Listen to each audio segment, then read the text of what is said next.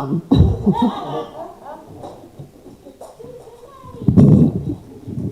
Oh.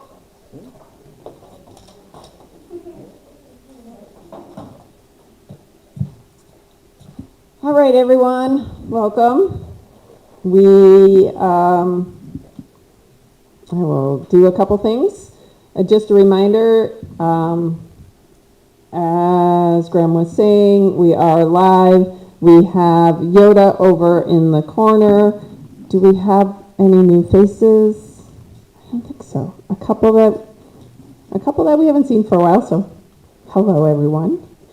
And those of you online, we are continuing to work on getting the volume as best as we can for you. We had a cord, but come to find out it wasn't the correct cord. We have the new cord coming, so next week, hopefully the audio will be even better. Yes.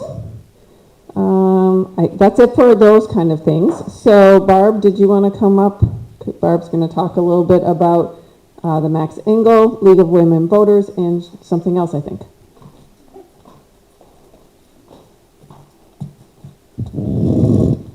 Okay, close enough?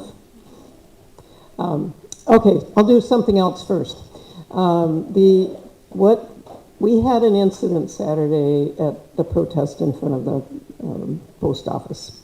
And it was a young man that decided that we didn't belong there. And I must say he had a very interesting vocabulary. I've heard those words before, but not all in one sentence.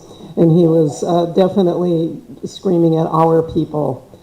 The incident, however, I mean, that itself is bad, but what are we supposed to do? Not engage. And because two of our people chose to engage, it was not good. They finally backed down, but I found that the majority of my effort as safety team was spent getting them to back off.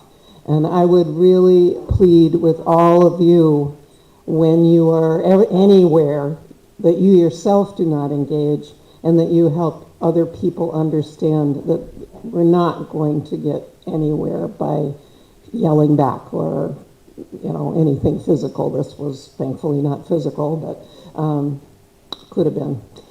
So please help me with the message of do not engage. These people are looking for a reaction. Don't give it to them. About the Max Engel thing at the library, I'm part of the League of Women Voters, and I got to time, which wasn't actually necessary. Max did a good job of answering questions and not needing to cut off anything. He emphasized repeatedly that if there's any fraud, it's so minor, it's negligible in terms of voting. They do not have the backup for what they're claiming is going on, or they're trying to circumvent in the future because of. And he did a very nice job of answering a number of the questions related to specific groups voting. He also, there were questions about the SAVE Act, what would happen in terms of voting with the SAVE Act, and he quite honestly said, I don't know. For one thing, even if it were to pass, which it doesn't look like it will, it would still have to be interpreted. It would be a mess, but he just kept shaking his head and said, we can't, I don't really have an answer for you right now, so let's keep doing what we can to make sure it doesn't pass. That's it. Anyone else that wants to share?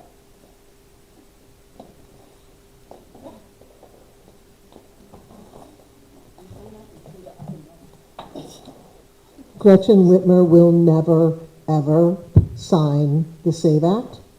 So while we do need to keep letting people know that this is a very bad idea, Gretchen Whitmer would never sign this into law. But the federal. The federal government does not oversee elections. It would go into court, but it's a good reason for us to get people involved and engaged. Yeah. Thank you.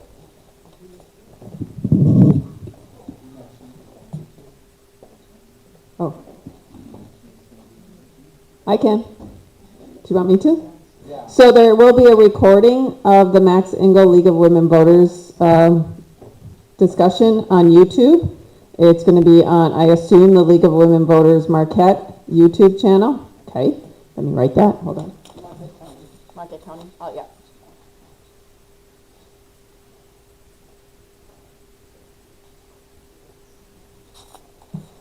And it's not up there yet, right? Okay, so be watching for it. Got it. Next up, Borealis Beach, Marquette County Planning Commission, 2040 plan. I went. Yeah, there was, I would say, 40 to 50 people at Barrel and Beam on Thursday night. A variety of people.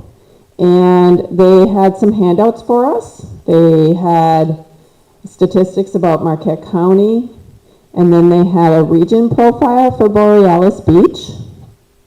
So I have these if you want to look. I assume they have the same ones for each of the in-person meetings. It was short. So they presented a couple of things. They presented that it's time to just look back at where we are. And gave us a little bit of an overview. I would say that was under 10 minutes. And then they asked us to get up, and they had some posters. One listed 6 different things like housing, transportation, recreation, environment, and something else. And you were asked to take Post-its and put like your concerns or your ideas. They had one for housing. I can't remember what the other one was. So it was very interactive. You just got up and you were putting, these sticky notes, or as I, being the slacker person I am, I would just go +1 on any of the sticky notes I agreed with. They also had a big map where you could put a sticky of where you were, a little dot of where you are from, and then you could actually write on there some ideas for anywhere in Marquette County that you had. A couple things before that, we were asked if we had any questions. So a couple of you had questions, others had comments. There was comments related to getting roundabouts out in Harvey. There were comments about the concern about the firing range at the prison, and how, yes, we need to have a place for law enforcement to get certified, but there is also a concern that firing range has been there for over 100 years with lots of lead now in that area. There was talk about tourism tax and how state law supersedes. But then someone brought up Kent County. I think it was Kent County who has a secondary one, and there isn't the same kind of requirements for that, and how that is raising a substantial amount of money. 9 million, I think the gentleman said. Jen is nodding, so that is correct. There was pushback in the fact that some of the people were saying, well, the city can only do so much, and the county, and to go to a city commission meeting or a county commission meeting isn't really the place to go. However, someone said, my voice as a citizen, when I call the Michigan Department of Transportation, does not have the power that my city commissioner does, or my county commissioner. And that is where there is more power. So when a constituent comes to those commissioners, they need to speak up for us. So that was said at the meeting. So that was good. But that was pretty much my experience. There are 2 more coming up. They're listed on the back of the agenda somewhere. There's the 21st. Oh, May 14th is the Blueberry Farms one, which is the Up North Lodge Gwynn. And then the 21st is at the Mather in Ishburn. However, even my thought was, even if that isn't your location, you can still give feedback. I mean, you can say, this, I couldn't make it to the Market City one, so I came to this one. Because their presentation at the beginning is pretty much the same, and then you can just even put on your sticky note, Marquette City, for the feedback. They are still taking sorry, I can't think. The survey has not had a lot of participants. That's the word I'm looking for. So if you look for the Marquette County Master Plan 2040, and I think we put that in the LSRI. Oh, that's actually coming out hopefully next week in the LSRI newsletter from Armchair Action. You can fill out a survey for to give them more feedback. I think that's all I have to share on that, unless anyone has a question that might spur a memory. All right. Right to Life Town Hall with Bergman. Did anyone attend? Does anyone know? Other than I saw it was, I heard it was quite sparse. You guys want to come up? Awesome. Or you can speak right there if you don't want to be online.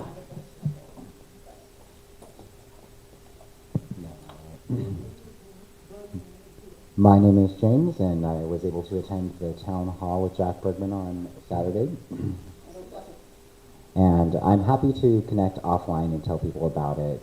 It was quite concerning, and I would recommend it if anyone has the chance to go to another one of their events, that they do and just ask very simple questions that seems to be very difficult for them to answer. So, thank you.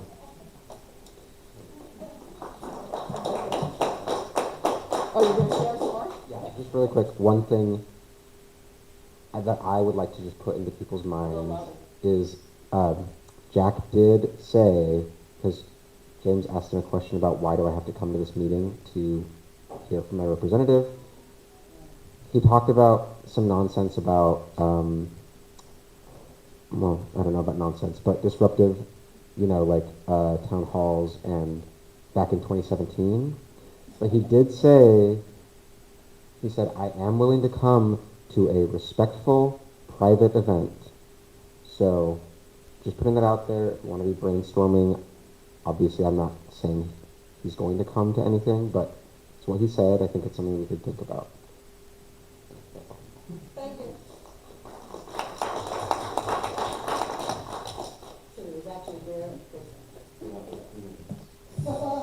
Yeah, he was actually here in person, and then he was making the rounds with Bo, because I saw on Bo's social media. But they didn't take a picture in the Right to Life. The picture they posted was like in the basement or in the art gallery portion of Peter White Public Library, and it was just Bo and Jack. And then they also went to the UP Sports Hall of Fame. Yeah, because one of the inductees invited him, so they came. Yeah, I think that's a good question.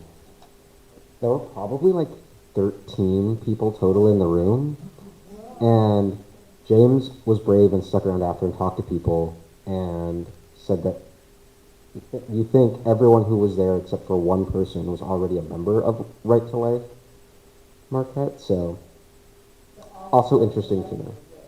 Yeah, but then there was just one other guest aside from the two of us, so.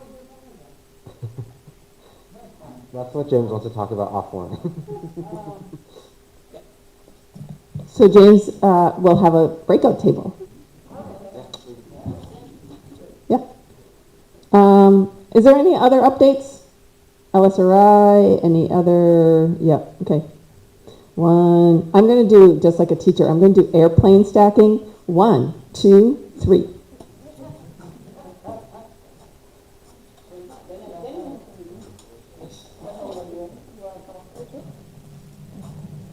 Hi guys, Tina Taylor. LSRI would like to remind you or invite you, if you haven't heard, for our all-member meeting on May 20th at the Scandia Township Hall, 6 p.m. We are doing the Promote the Vote with Mackenzie. Old lady brain. I've had a stroke, if you don't know. I have a legitimate excuse. Mackenzie Waltz, Promote the Vote. So we will be spending a little bit of time on LSRI business, and then Mackenzie will be the guest speaker at that event. So we would encourage you to come. There is a Mobilize sign up for it, and right now there's only 15 people signed up. So if we're only getting the amount of people that the Right to Life people meeting got, I'm gonna like jazz you guys up. Come on.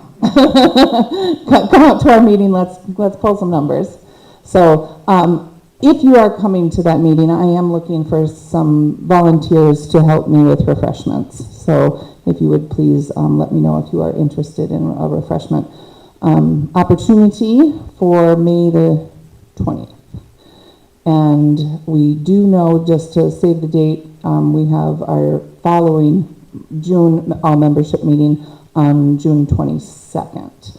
So that's what I have to say. I would encourage you to each consider how you'd like to volunteer. If there's something preventing you from volunteering and getting involved, please come and talk to me, and we'll try to figure out a way to clear the way so that you have all the opportunities to participate and make a difference in your community. Now, step out of that hat. Anybody else concerned about the noose hanging on M28? Because I'm pretty concerned about it. I don't know that I have the physical ability to lead something right now, but if somebody would like to talk about putting some kind of a public display of our concern together, I would enjoy that conversation and be helpful in the... I've seen several of Blair's posts, so I'm not really sure. I do understand that there's some contention about the guy changed the image, he spray painted on it, and there might be some information that he is anti-government as opposed to what we presumed as a MAGA supporter. But either way, it's not appropriate. And, I just think that we need to be able to stand up to people, even if the ultimate message we might agree with it, and that's a big if in my book right now, but we still have to be able to stand up and say that's not a good way to say it. It's just like when we ask people not to bring firearms and weapons to any protest, even though they're legal in the state of Michigan, where there's a right and a wrong way to go about some things, and hanging a black noose is not okay. That being said, I understand, and I don't know, I don't have a way to verify it, but I understand him to be unstable. So there's that. So confrontation against someone who's unstable may not be a smart move. Exactly, and I think that this is why we have to have the conversations, because I don't know if we should stand in front of his property, but if we are engaging with law enforcement who tell us they don't have any legal recourse, I think I need some more evidence to support that they don't have a legal recourse. That if you're not following construction laws or zoning permits or, hate speech, all of those things should be something, that could be done or said, and in a timely way. That information should be being shared out to the public if they're working on something like that. That I think, anyways, I'm concerned about it, and if you want to talk about it, I'll be at that back table. So, there you go. Yep. We the MFING people, which, yeah.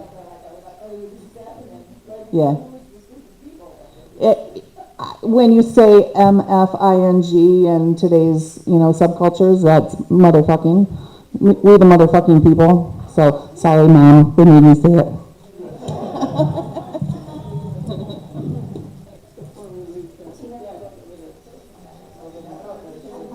I'm just going to read a post that Blair had. Go ahead.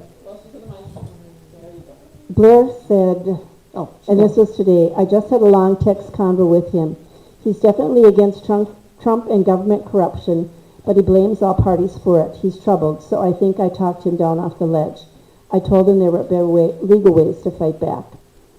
So evidently Blair has had one-on-one, at least texting with him. So.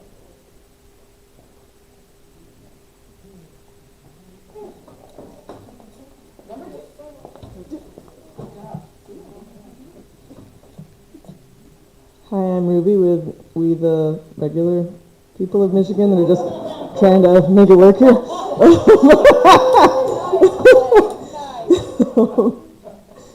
Oh, yeah, it was bothering me too.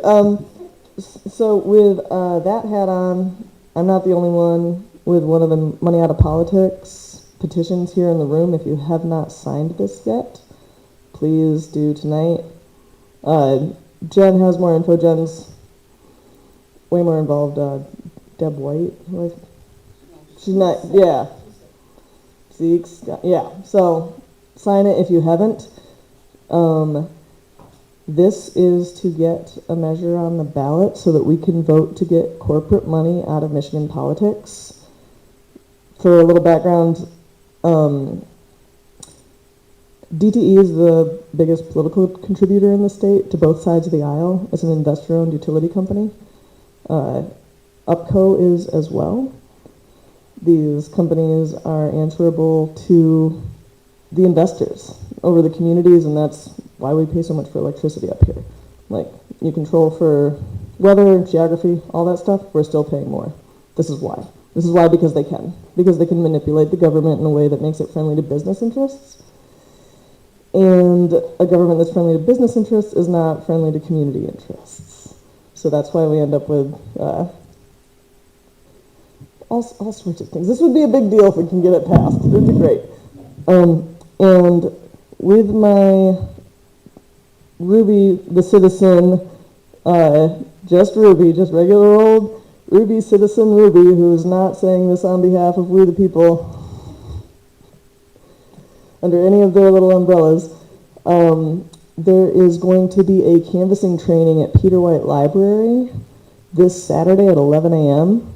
Room is not known yet, and the canvassing is for Abdul for U.S. Senate.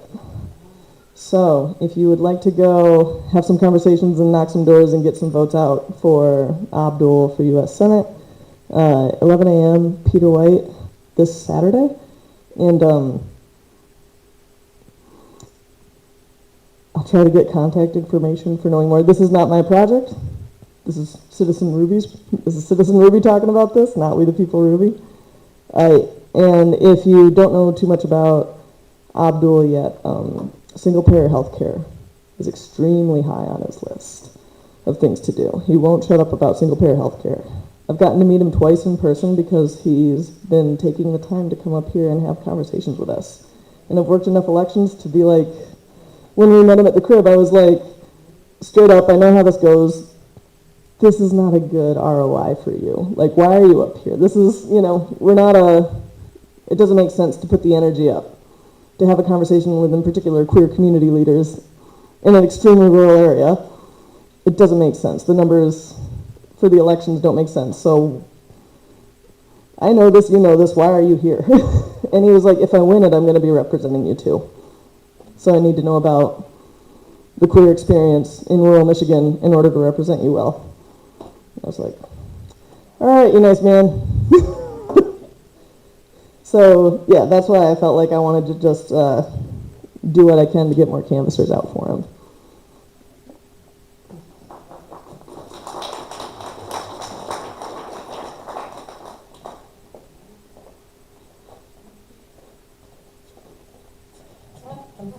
I'm coming in like an airplane.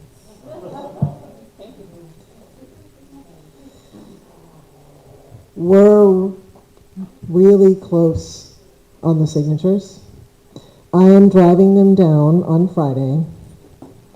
We really get to celebrate next week, but really, we did it.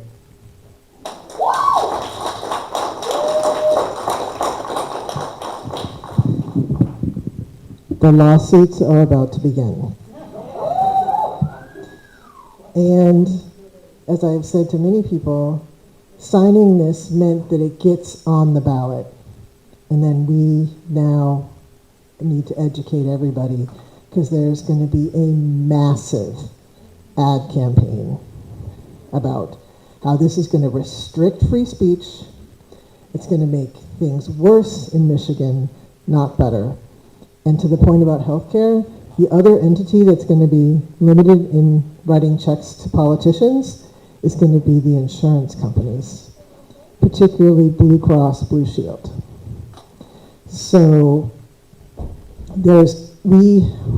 I think, want to think about, in all of our different ways of being in the world here in Michigan, how we're going to work to make sure that folks understand that what this does is limit corporate speech, not personal speech. Corporations famously have the right to have a voice in Citizen United. But they don't get to vote, we do. So we really are going to need to have worked hard on that one. And thank you very much. I have the honor of getting to drive them down, but a lot of people did a lot more work than I did to make it all happen, and thank you very much. Speaking of education and information, so we have this event with Promote the Vote happening in Scandia on the 20th. As you know, I'm now working part-time for Up North Advocacy, and Up North Advocacy is going to be bringing back Anatomy of an Election, which some of you might have done. We did with Marge Forsland. Right, remember, Marge has now moved downstate to be with kids, but we're going to be bringing that up, and my goal is to get that in communities that are under 5,000 people or under 1,000 people across the UP. So I'm going to be looking for help on how to get that going in Chatham, at the Chatham Pub. Can we do it at the Chatham Pub? Can we do it in Crystal Falls? Can we do it in the little, we want to get out into those little communities. So that is something I'm going to be working on in the future. We also there's an ongoing conversation about data centers that started with that webinar that we had back in January. There's a group of people who are continuing to meet, and Sands Township passed a moratorium against large data centers last month. So there's interest in trying to bring that to the county commission as well, although we've learned just in the last day that probably going township by township is going to need to be the approach.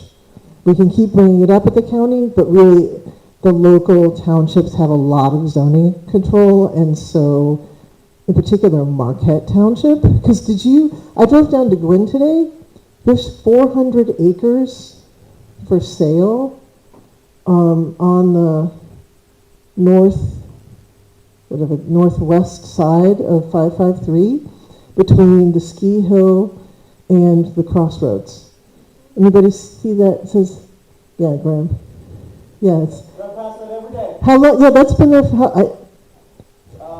Since I moved up here. Oh. I mean, Oh, as far okay. as I know. Oh, But it says 600 acres. So I'm gonna that sounds township. So we're gonna look into that some more. And then lastly, because you guys are so awesome, today is 12 weeks from the primary.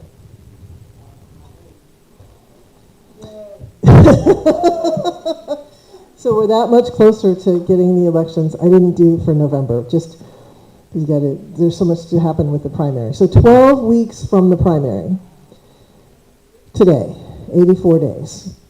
So we're going to be doing this election protection work with Anatomy of an Election.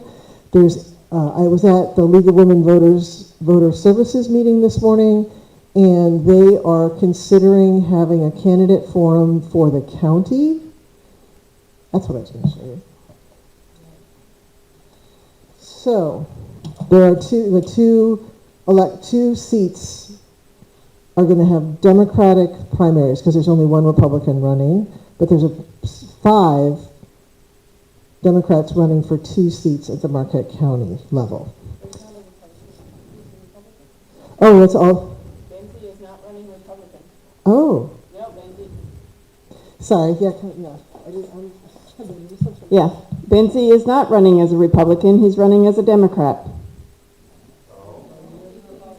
Yes.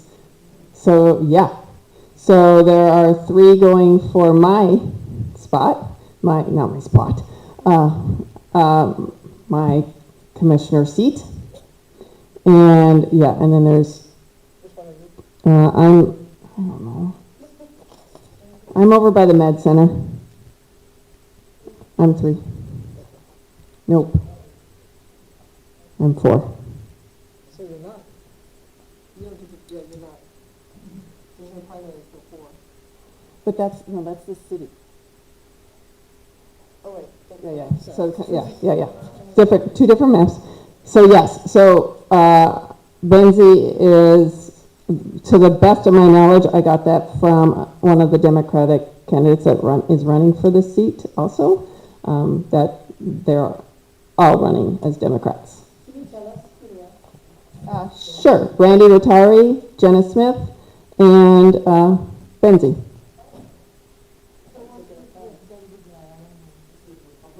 So Benzie is the one that they appointed to the board without looking at his social media, which is all mega. However, he's deleted all those posts since. Yeah. Oh yeah, Bob's here. Yeah, people have screenshots of them. So yes. So anyway, there's that. Yeah, so I wanted to say that, as you can see, we didn't even understand who we're voting for. So, and it turned out the city of Marquette's clerk's website crashed, so I had to make a personal request to get a copy of the map for tonight. They're working on it. These... Yeah, thank you. So the county is broken up into the 6 districts, but they split the city of Marquette into 3 of the 6 districts. Like, I live one house in on the line between 1 and 2, and it sounds like you live on a line 2. I'm in 4, which doesn't. So they did change these with the census when we did the redistricting. They also redistricted Marquette County, so that is part of what's happened here. But I think all we can do to get involved in the 12 weeks we have until this primary is going to be important. I'm not telling who you want to be with, but you probably want to think about it. And if you want help in figuring it out, Paula was kind enough to print the maps, and you can come and look. And the maps will go in the notes too, that you will see, so that you can look in the comfort of your own home. But this county level decision is going to be really, really important. All right, and go team.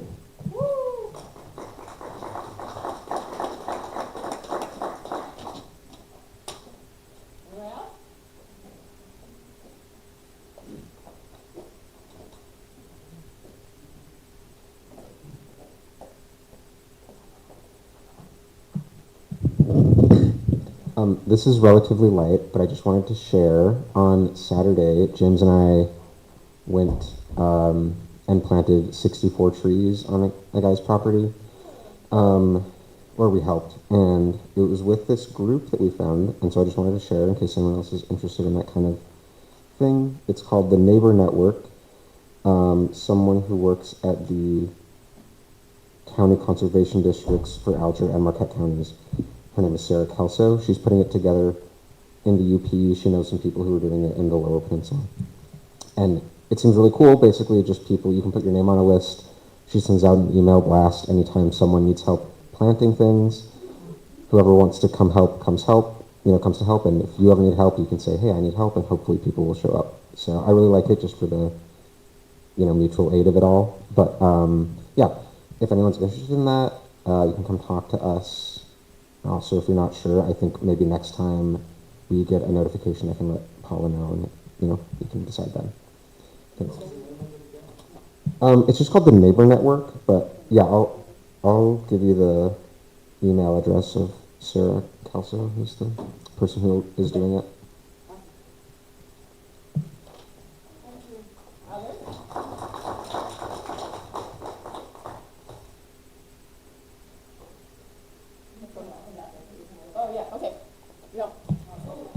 So Lydia has some of the Norwegian resistance hat, like 4 or 5 on the back table, the red ones with the little tassels.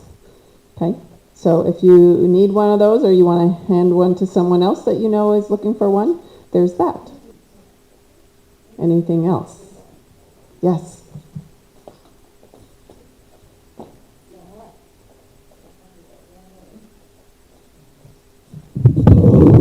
Anything to let Paula sit down for a moment so she can get up again. We the People, Marquette. I'm working with Ruby and doing things. You all have heard a little bit about that before, but this Saturday we're actually doing a zine making workshop. Cute little handheld, copy and print magazines without the MAGA. Thank you. So yeah, so this is kind of fun. We're doing it as also a little bit of a cooperative situation. So we're hosting it actually at the Marquette Climbers Co-op, which if you're not aware of, decades old. There is a cooperative housing project in Marquette, organized loosely around people that are interested in rock climbing and the sort. Mutual aid is amazing there. They have an entire mudroom full of gear, like hiking gear, snowshoeing, skiing gear that's available for people to check out. They do good things too. I know recently they had a box of Plan B sitting out there saying limit 2 per person, which I think they're going to continue doing. They have a gray water system in their house. They have a little greenhouse, composting, raised beds. It's a really awesome cooperative, community living space. So we're meeting at 2 o'clock at the Climbers Co-op. I can give an address if needed, but it's pretty searchable. I can't off the top of my head if you didn't get that part. So 2 o'clock from 2 to 5. We're going to start off with just kind of a little orientation to the house so people can get to know it and know what they've got going on there. And then we'll move into a We the People little workshop training people on how to make their own zines. So if you've got something in your heart that you just want to put out there in a physical format, you can follow the steps we provide. That's all. Thank you. Bye.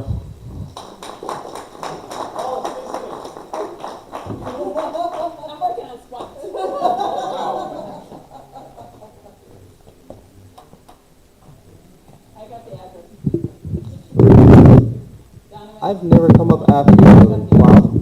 Okay.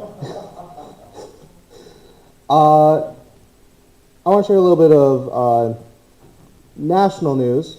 This happened out in Utah.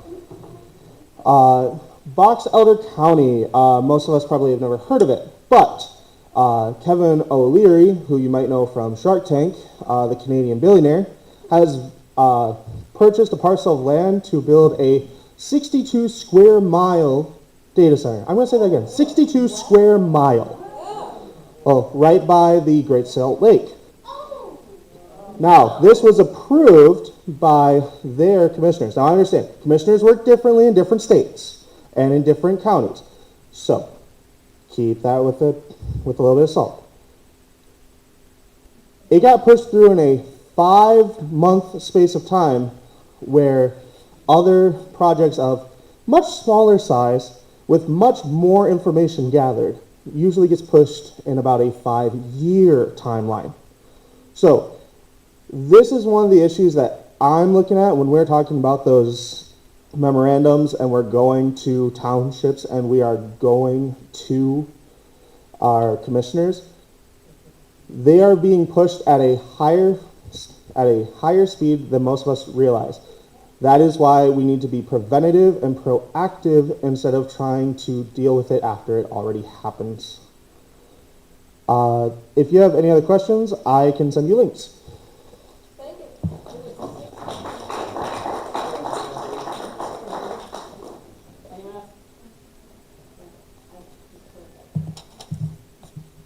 I did just read somewhere, and of course, I don't know where, but that there was a pushback in, I think it was the national parks that they pushed back and something did not get passed. Oh, like a company backed out recently. So yay. Gotta, as my husband says, I have glitter coming on my ass, so I had to share some glitter, I guess. That's where that's where that name is from. My husband's nickname for me, I guess. Glitter ass. So if there's no more information to share, well, Chris is not here still until the beginning of June. So unless there's any information or someone wants to continue to think about the 4th of July float, we can wait till Chris is back, because she said she was going to spearhead that. Tori, do you still want info on the business cards? No, I don't have a chance to edit them. Okay, So, that's good. all right. But you have the card. I have the card, but yeah. Yeah, you have the other card if you want to sign that. James is at the back for if you want to hear about last Saturday's Right to Life. What else do we have? Are those the only ones? Jen? This is in a rotation, yeah, but with the data center interest, we're working towards having a meeting to get, and start to target the townships. So send me your email, and as things come in, I won't be here next week, I'm back on state with family stuff. Please, and then the next week is Memorial Day.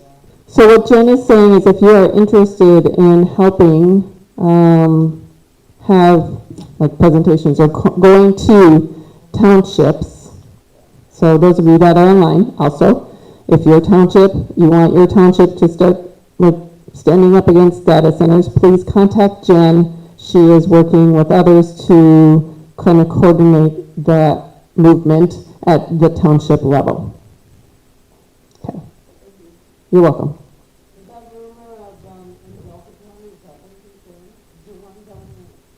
Question is there one going in at Delta County? People who attended an economic development meeting heard someone say that there was one being planned.